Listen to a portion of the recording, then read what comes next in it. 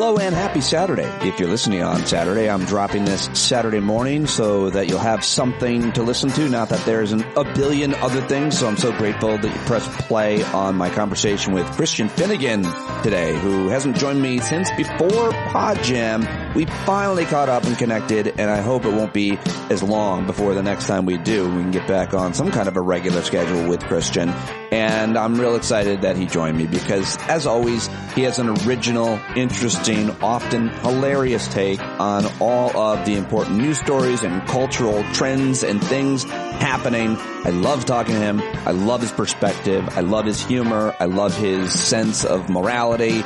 And it's always great to catch up with him. So sorry I didn't get a show up Friday. It was a little bit of an erratic week, what with being on the road, but an amazingly inspiring week at that. So feeling good, doing good. Thanks for checking in on me, but I'm in a really good place right now. So I cannot do it without you. I love you. Need your support here. If you're not a subscriber already, please consider it. Patreon.com/Pete Dominic now.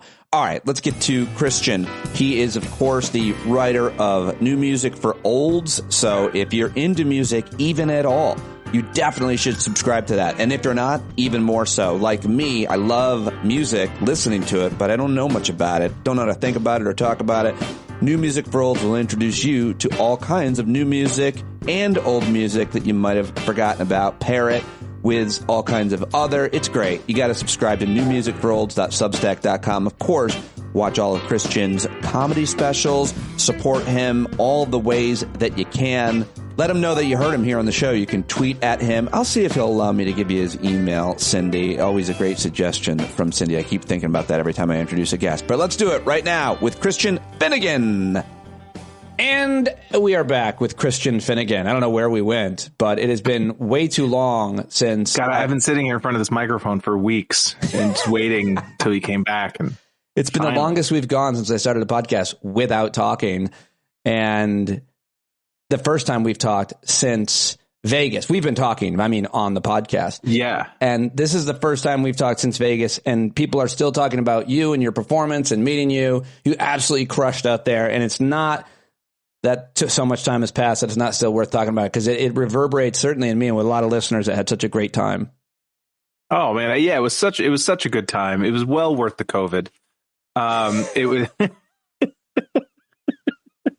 It wasn't. No, I totally forgot. We all got very sick. It was so funny. Yeah, I got COVID on the way back, and I got it there, and then felt it the night I got home.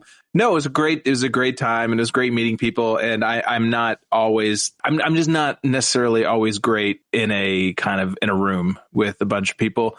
Okay, I want to clarify this. I'm sorry. This is like a disclaimer of a disclaimer of a disclaimer. I'm not one of those people who thinks it makes me seem deep if I act like I have social issues. Like, I have a hard time with social situations. Aren't I enigmatic and poetic? No, I don't think that. I think being an introvert is nothing positive or negative. Anyway, I'm not an introvert, but sometimes in large groups of people, if I don't have a person to go to, like, it's like when I would see Ophira, I would just like make a beeline because it was just like a life buoy.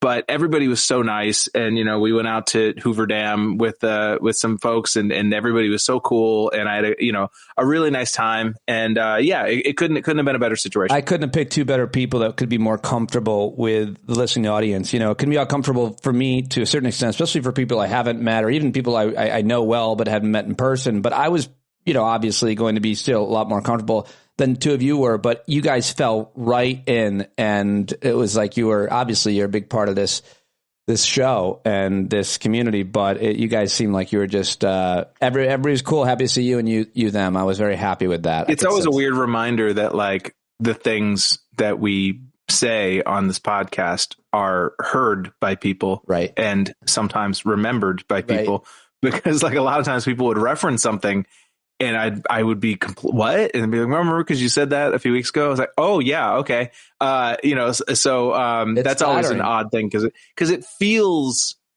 like, obviously I understand this is a podcast. We're speaking in a slightly more formal way than we would in a just dude to dude conversation. But it is strange to remember that it doesn't. I forget sometimes that words go places and into people's ears, and that what they do with them from that point forward is beyond my control. Well, we are glad that you do put those words out there. People like them, and I'm happy to have them back you and those words and the places that they go, because there's plenty of places to go. Anything else you want to say about Vegas? Did you gamble and win money and then get COVID? Like I gambled and lost. I stayed an extra day. I had I tacked on a day at the end to do that was my Vegas day where I went downtown and did the whole thing. And I was gone for 16 hours just doing Vegas stuff. And I did do some gambling. I did end up losing money at the end. I was up $200, but then I think I ended down 300, which was my budget. I gave myself but I'm pretty good at kind of saying this is what I'm going to spend and then not going past it. Well, who wants to make Christian whole? What's your Venmo? My Venmo is sexyboy42. Yep. No, it's not really. I'm not. It's weird now. It is strange to me, and I know this is. I'm sorry to interrupt, but I know this is just a generational thing, and there's no shame attached to it for younger people. Yeah. But it is just very odd when you see people be like, "My Venmo, my Cash App is this." It's like I'm just going to give you money, and not because you've produced a song or written a play or anything like that. It's just if you think I'm interesting, give me money. Yes, but I think that the case is that it's so easy to transfer money from one person to another. And if I'm going to give it the most positive spin, me, it makes people feel good sometimes to give 5, 10 or whatever, a lot. You're right. I'm wrong on this. I fully accept that, or not wrong, but it's that it is a generational shift. And that, for the longest time, I really held the line on people who retweet compliments. I just have always found that to be the most disgusting thing in the world. And when I first started I would on never Twitter, do that. But then it's happened so much now, and now I do understand it, that it's people need to kind of remind everybody's got to service their brand. Yep. And I realize that is just something that I lost that battle. I feel like I wish I didn't have to do any of that kind of promotion and especially the immodest stuff, except for I want to keep doing this work.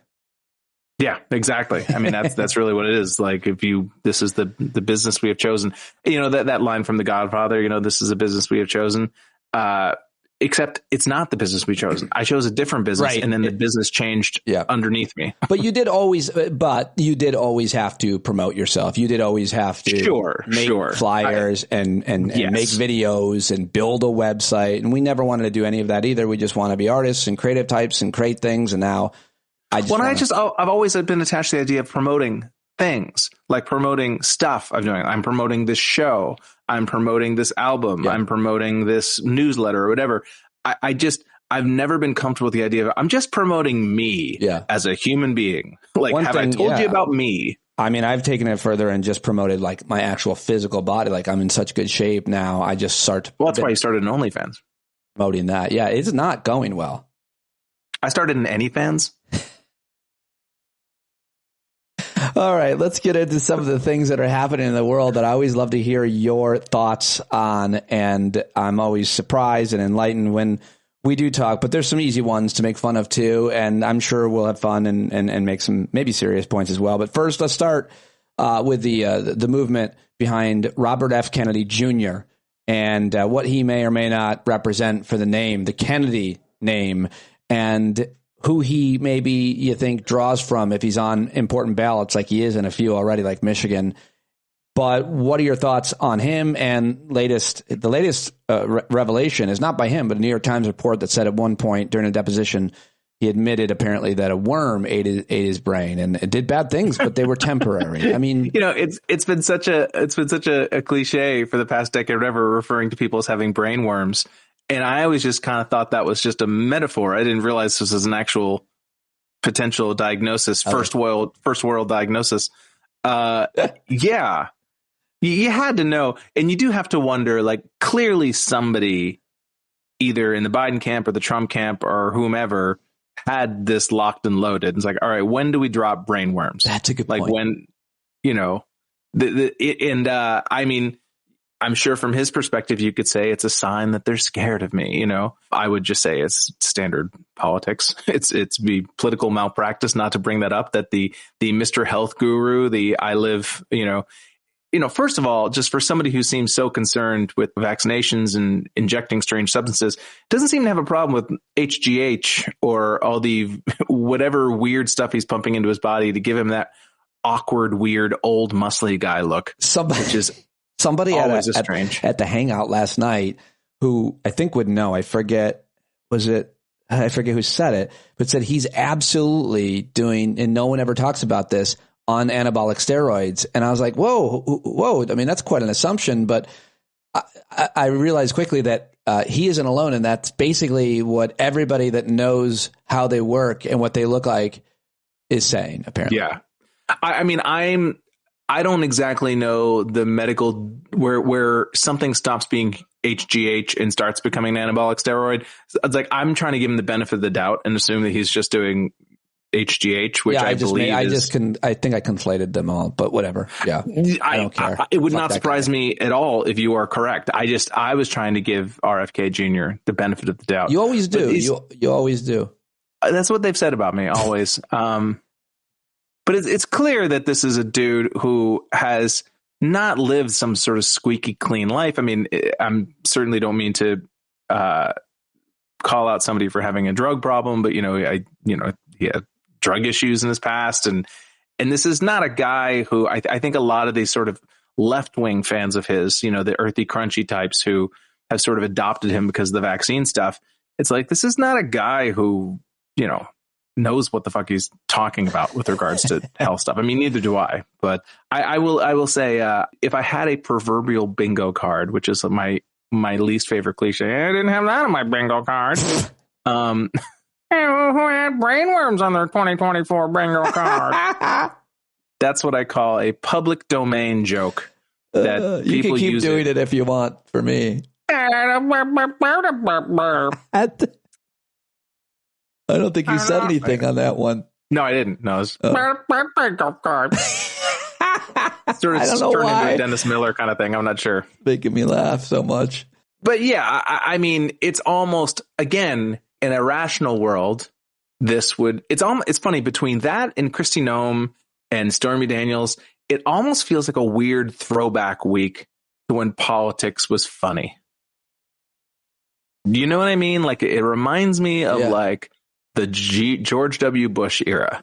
Yep. Or, it's like, oh, if Best Week Ever was still on, we'd be talking about this or whatever, because we would cover the lightest, dumbest end of politics. But what happened with Kristi Noem? Well, oh, you didn't hear? No, just tell me like I didn't. I'm not a political strategist, but I would say that probably if you take a puppy into a gravel pit and shoot it in the head, that may be a net negative on the political front.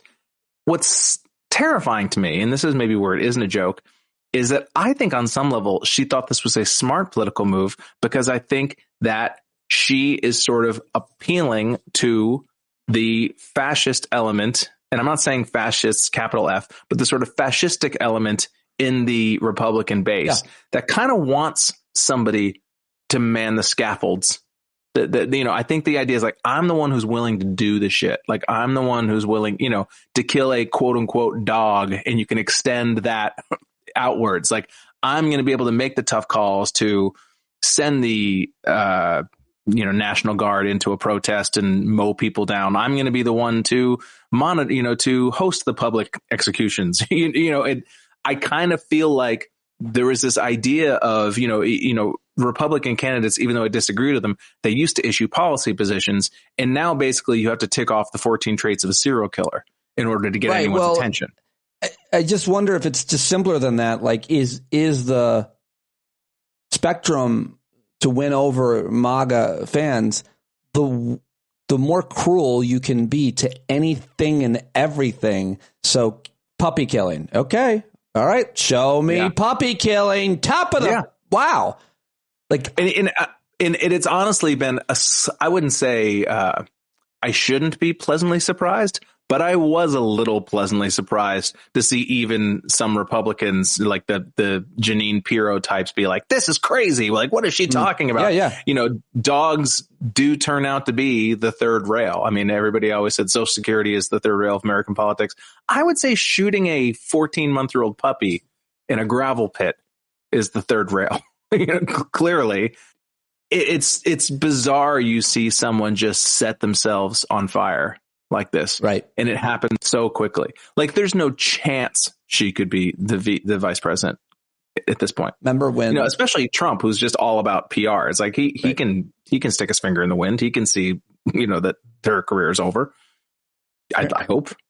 You mentioned a few different stories that make us harken back to the days of comedy, old Best Week Ever days, etc. And the other story I think you might have been referring to is obviously the Trump is on trial, and for what? And the whole porn star thing and the testimony that we heard over these past couple of days, that seemed pretty ripe for the picking. Is that one of the other stories that you were considering would fit? Oh, well, sure. I mean, and it's all stuff we've kind of heard and read before, but the idea of it being said with him in the room is very hilarious. With a jury where there could be consequences, serious consequences. Yeah. But for him to be sitting in the room when he is repeatedly referred to as the orange turd, there's something delightful about that. I didn't see that. Where that's in a transcript? It was in a text, and it was Trump's attorney that actually entered it into the record. It was in a text. Stormy Daniels said, I'm the best one to flush the orange turd down, or something like that. And so basically, I think Trump's attorney was trying to sort of say, clearly you had a vendetta, did you send this text? But as a result, it kind of gave carte blanche to every reporter to use orange turd 50 times. And, I just love that he's having a bad time. That's all I mean, that's enough for me right now. Yes, he said he came out. Sometimes he just is so honest. And he came out and said, I think yesterday, this shouldn't be happening. And it was just like such a cry. This should not be happening to me. These things, this is too much. This shouldn't be happening to me. Yeah. I mean, that's the thing, is that there is, as lacking as it may seem at times, there is a legal structure in this country that is, I wouldn't say immovable, but it's fixed. It's not like public opinion. There's no way to finesse this. I mean, that's why I always hated math class, because there was no finessing it. You either got the answer or you did not. That's why I preferred English and history and stuff like that, where you could kind of give your own take and your own angle. In a court of law, there are just certain rules, and I think even though he's obviously very versed in the legal system, it's always on the civil side. It's always, either being sued or him suing other people, where there's sort of a presumption of there's an esteem granted to both the plaintiff and the defendant in a civil case. Whereas in a criminal case, it's like, you're a criminal defendant. There's just, you are not allowed to do certain things, and you are forced to do other things. And, just the fact that him having to kind of sit there in a sort of supplicant position for so long. It's probably been, how long do you think it's been since he has been in a supplicant position like this for 3 weeks in a row? I mean, I probably never. Yeah, potentially never. Because if he had to give depositions over and over and many times in his life, so he probably had to sit there for hours over a day.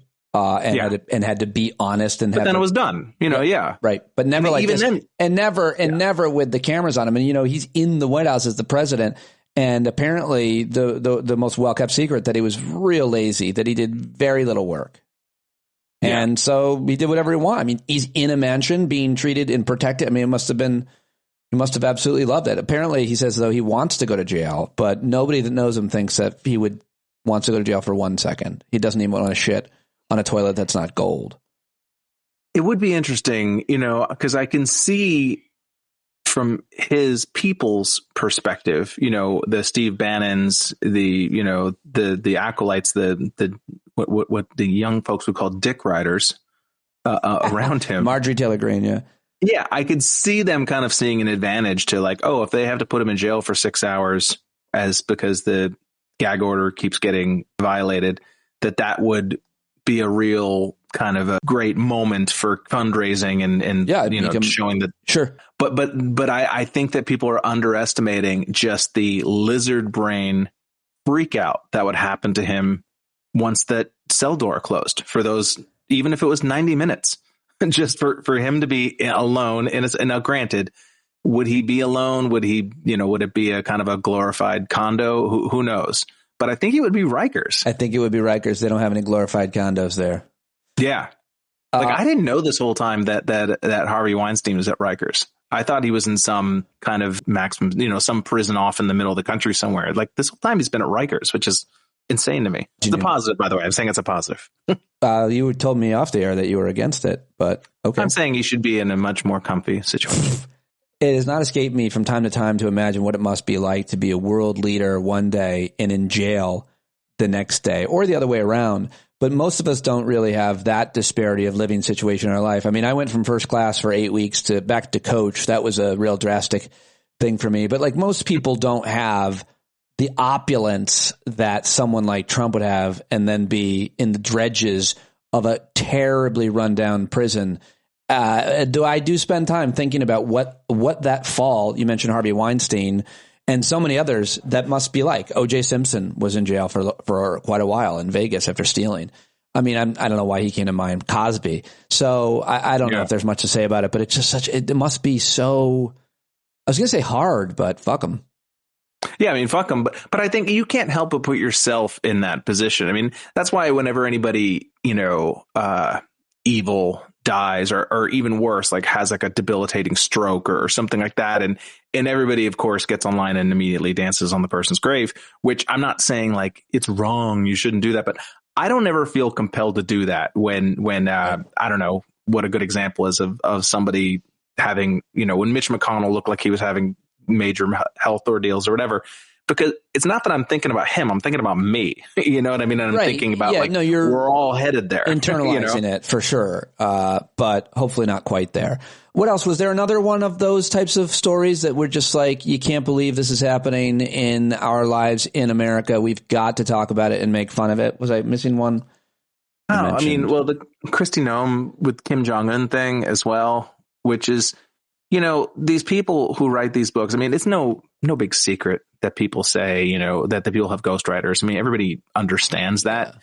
I think it's really, there's no rules governing whether you put the writer's name on the book cover or not. Like, I think that that's all negotiated. Yep. And I think that certain writers are perfectly willing to cash the check and you don't have to put my name anywhere. And so a lot of times you'll see these politicians and they'll present it as if they slaved over a word processor for 6 months. But, this idea of when it was brought to my attention, we made those changes. It's like, okay, you were that detached from the process. Like, first of all, no one believes that. No one believes it for a second. But it is so, again, what I've always said about these people, like their lack of gag reflex, like their ability to just straight up lie and not like have an eye twitch or, of course, if Kristi Noem did have an eye twitch, you wouldn't be able to notice because she's gone through the MAGA plastic surgery sandblaster over the past couple of years. They all end up looking the same. I mean, do yourself, if you're listening to this, do yourself a favor and just Google Kristi Noem before, after. Oh, really? I'll go ahead and do that right now. Just the thickness of her lips alone will boggle your mind. Well, we can all take a moment here. Kristi Noem before and after. If you're driving, don't do it. Oh, wow. Yeah. Oh, wow. Much different looking human being. Holy, I had not done that. And that is really something. I mean, she went from looking like someone from South Dakota, and I don't mean that as a compliment or an insult, but she looks like somebody from South Dakota, to someone who looks like she was, hatched in the Mar-a-Lago hot tub. Oh, that's disgusting. and awesome at the same time. Well, what else do we have going on in our world that is terrifying or important? For people who don't know, that's the comedian's way of saying, I don't know where I am in my set. What else is going on? I had something I wanted to get to, but I kind of wanted to save it for the end. That was what happened, but you're absolutely right. That is exactly. No, I'm sorry. Well, what is it? I mean, I just wanted to just talk sports for a minute and what they mean to us, and just a kind of a pet peeve of mine that you triggered the other night. So you're a huge New York Knicks fan, and you have been as long as I can remember, as long as you can remember. You love them. They've not gotten this far and had this much success. Very long time, very exciting season, and you're so excited, and it's so exciting. I've gotten really involved. Friends of mine are involved and rooting for the Knicks. And so I'm watching and texting you, and there's about 2 minutes left to go. And I was like, they got this. I can't believe they're going to win. And then they ended up losing. And then you blamed me. And I felt like I'm only here because of you. I'm rooting them for you. And now like somehow you're making me feel like, I shouldn't even have texted you. It was so upsetting. It was for people who weren't watching, it was that game where the Knicks were up 6 points with 30 seconds left. And somehow the 76ers just had two miracles happen and sent the game to overtime, and then they lost. And it's just one of those unspoken things you don't do, like saying Macbeth in a theater, that you don't like congratulate someone like when there's still time on the clock. And the thing is, it's obviously a complete joke. I am not a superstitious person. In fact, I'm anti-superstitious. Like when I was in Vegas, I play blackjack some, and there's people who get really bent out of shape if somebody at the table plays a hand incorrectly. Like if they take a hit when they're not supposed to take a hit, right, or if they double down or don't double down, people get very like, you fucked with our mojo. And I don't buy any of that crap. My feeling is what you do is just as likely to help me as it is to hurt me. And nobody ever remembers when you play something poorly and then it works in my favor. They only remember when it goes awry. And so it's like, I was I'm not even mostly 100% busting your balls, but it did. When you sent that text and I saw it, my first thought was no. Right.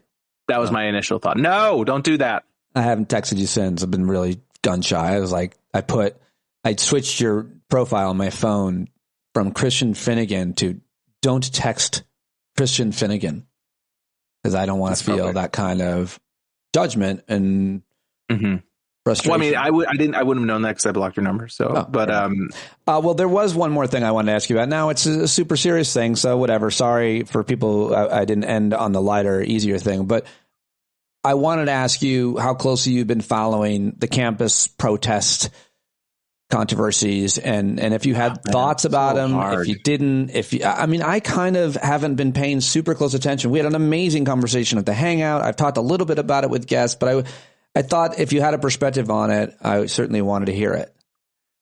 I mean, when it comes to things like you hate both Jews and Palestinians, which I think makes your take. It really makes this a hard struggle for me. Like, who do I hate more? Right. Palestinians, Jews, college students, the police, authority figures There's no one in general, young people younger than me, people with opinions, people who are willing to actually sacrifice for their beliefs. I hate them all. And so this has been a real, when the first Columbia protest started, I think I had the same reaction that a lot of people my age did, which is like, what are you doing? Like, this is performative. This is just college kids being college kids. And that is, I still believe that on some level. I still believe on a lot of people that it's just kind of like, hey man, this thing is happening and I want to be a part of it. I want to be able to 10 years from now say that I was a part of this thing, and it's exciting, and you kind of have to choose your side. And then I realized at a certain point, once it started spreading to other colleges, is that they're right, I'm wrong. And I don't mean that in a moral way. It's just that the young people are always right in the sense that it's their world, not mine. And so for me to sort of pass judgment on these young people who are trying to do something, who college kids specifically are in a position where they have the ability to stand by their beliefs in an active way that people who are working for a living don't have. You know, that people have jobs, people have kids, people have responsibilities. So they can't just sort of drop everything and be a 24/7 activist the way, or not even maybe 24/7, 26, 20 hours, 6 days a week. They'd probably have to do some schoolwork, but they can kind of jump into a situation like this in a way that working people and adults can't. And so on the one hand, it makes you kind of like resentful of it. But on the other hand, it's like, well, if not them, who? I mean, and now all of these, it's spread all over the country, all over the world. I mean, it's happening in other countries too. In Calgary, they just sent in the police to clear out University of Calgary or whatever. And it stops even being about, it's hard to even know how it relates to Palestine and Israel at this point. Yeah. It's just become kind of a generational clash of, I don't know that we're not going to sit by and just not speak up. At the end of the day, that's all they can do is kind of just use their bodies and their voices. And whether you disagree with it or agree with it, it's like, you don't think that people felt, if you're annoyed by the protests, you don't think people felt this way in the 60s? I guarantee you they did. Right. We look through these rose-colored glasses and all these, boomers who pat themselves in the back for having attended one anti-Vietnam rally. Well, how were you different than these people now? I guarantee you that a lot of the people attending the Vietnam War rallies, they probably couldn't have told you specifics about Vietnamese military history and, France colonizing Vietnam. Like, I'm sure, because that's what you hear a lot. It's like, these people don't know anything about the history and, they're college kids. Their job is to be annoying and they're succeeding in that. I think that's well said, but I do think it's as simple as America is funding Israel's war against Palestinians. I'm an American, or my college is invested in some kind of Israeli company, or my college is invested in a weapons maker that is sending weapons. Those things are worth protesting for sure. I fully agree. If you simplify it to those terms, because I think people look at it and be like, well, what can I do? What difference is it? Why am I responsible to this? Well, we're Americans and we're funding a lot of that war, and we have been for a really long time. And so some people, and it's like, we're not even funding. I don't even feel like, and we're really funding Israel writ large. We're funding the Netanyahu PR machine. Yeah. And, his self-preservation, his personal self-preservation to try to turn his own fuck up into an advantage, that so much of this rests on his shoulders and decisions he made. And now for him to then kind of claim that he's going to be the one who gets Israel out of it is, to me, offensive. And there's nothing I can say that people a lot smarter, they're more educated than haven't said. But, for people who act like, protesting this is somehow anti-Semitic just on its face, I urge them to pick up Haaretz. I don't know if that's right. The big Israeli newspaper, read Israeli news, because public opinion is pretty split over there as well. At times, the Israeli press is at times much more critical of the Israeli leadership than American press is. Yes, 100%. And so, now granted, some of the stuff that I've been seeing bubbling up to me crosses the line into flat out anti-Semitism. There's this meme going around on Twitter, always Twitter, never X, yesterday about like, find out whether your favorite artist or your favorite author is a Zionist, like a color coded chart telling you which authors were Zionists and when were. That feels a hair yellow starry to me. There's some ugly stuff that sort of bubbles up, and I feel like it's obviously very important to remain vigilant against that. And am I very terrified that it's going to hand Trump the election? Yes, I am. That is the thing I am most scared of is that Biden has played this, in my opinion, very poorly. He's played it like it's still 1995 and not 2024, and that he is completely tone deaf to where public opinion on this. I remember reading this interview with an article about AOC, Ryan Grimm, I think, wrote, and he was talking about like people my age. in our adult lives, the Republicans have always been clowns. Like, we've never known a non-clown Republican Party. And so we relate to them as such. So it's like the older Democrats, they have this sort of, remember when we used to all go out for drinks at the end of the Tip O'Neill shit, But, if you're under a certain age, you've never known the Republicans as being anything but what they are. Right. And I think it's true with Israel as well. It's like a lot of young people, it's like they only know Netanyahu. And so I feel like, Biden has been really, he's in a bad position. I will admit it's a very, awkward position for him to be in. But I do worry that there's going to be a lot of people who don't vote on this basis. And I can't say I blame them. Like, I'm sorry, I can't vote for a candidate or a president who sort of oversaw genocide. I can't do it. We disagree on that. I'll blame them.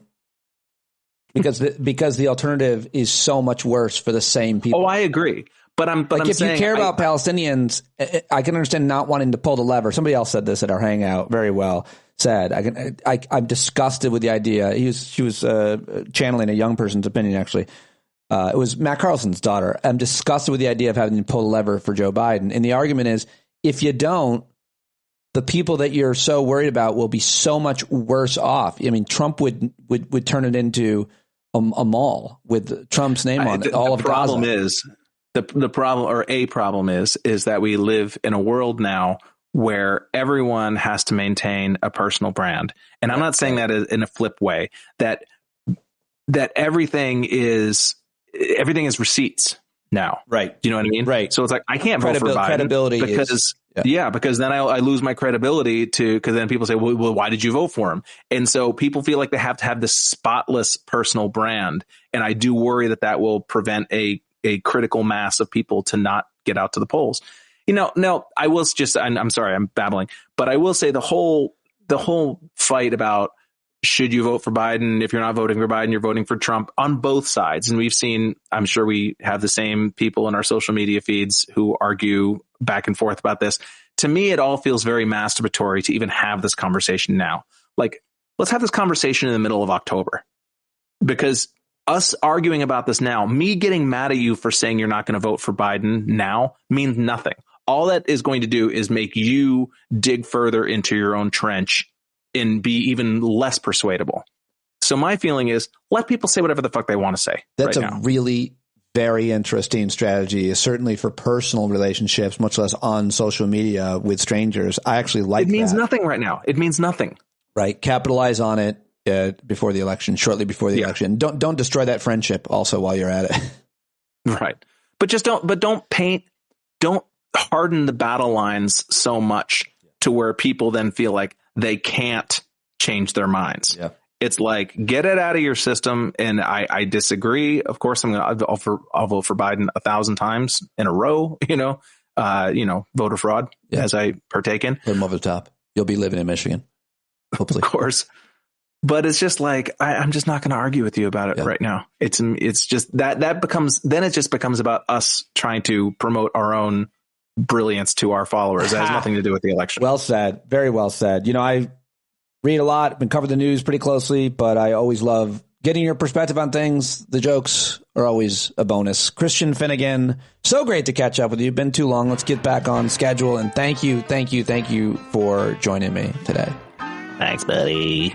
And there he goes. Christian Finnegan, newmusicforolds.substack.com. Subscribe for free right now and listen to his comedy specials or watch them. Let him know that you heard him here on Twitter. That's the best way to contact him, I guess. I'll see if I can get his email. You can contact him directly and tell him how much he's meant to you over the years here on the show. He certainly has meant, obviously, so much to me. That was a great conversation. Love getting his perspective on everything, including the campus protests, which I almost forgot to ask him about, but I'm so glad that I did, because I thought that was as interesting as everything else, and some great laughs interspersed. I hope you're having a great weekend, or have a great weekend, or had a great weekend. I don't know when you're listening to this. It's a podcast. People listen at random times, but I am just happy to have you here. Please review it on Spotify or iTunes. Let me know what you like and don't like. Email me anytime, standupwithpete@gmail.com. John Carroll writes all of our music. Go support him at johncarroll.org. Buy this and any other song you want. That's the best thing you can do.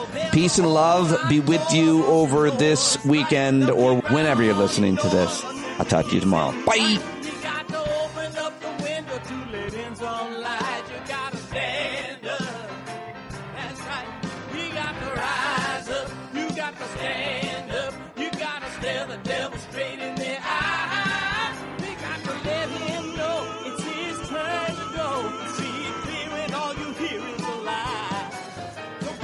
off of your butt, down off of your fence. Even if it ain't a very friendly audience, well, they'll begin to listen when you start making sense. And you stand up, stand up. No need to point your rifle to defend your town. Just stand up, stand up. You know they can't deny you what you're laying down. Boy, you better stand up, stand up. Show your face of every color, yellow, black, red, and brown. She's the place where every lost child will finally be found. There's only one thing to do before we stand our ground, and that's stand up, stand up.